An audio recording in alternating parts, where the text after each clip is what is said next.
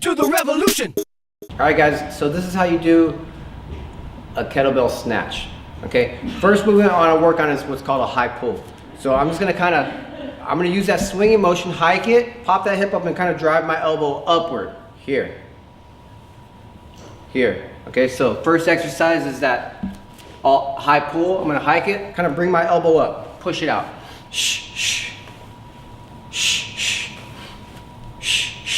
Rock it, switch to the other side, get a few high pulls in there. Drive your elbow up, kind of like you're doing an upright row, but you're using your hips.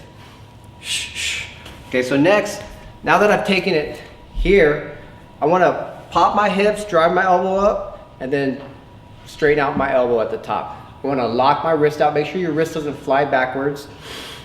And then technically we're going to be doing what's called a half snatch. So I'm going to bring it back to the rack and repeat. Here, drive my elbow up, boom.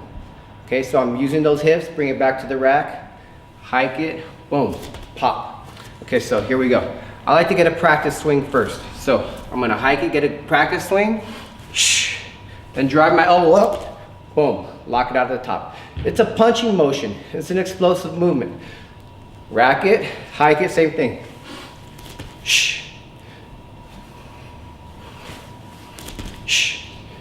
Rack it, rock it, put it down. The most common thing I see people doing is just trying to keep their arms straight the whole time. You want to drive your elbow upward and then snap it out at top, like a punching motion. So this is a side angle. Bell in the hiking position. I'm going to get my practice swing first. Hike it, practice swing. Drive, punch it out at top. Bring it back to the rack, rock it. One more time. Drive that elbow up, punch it out at top.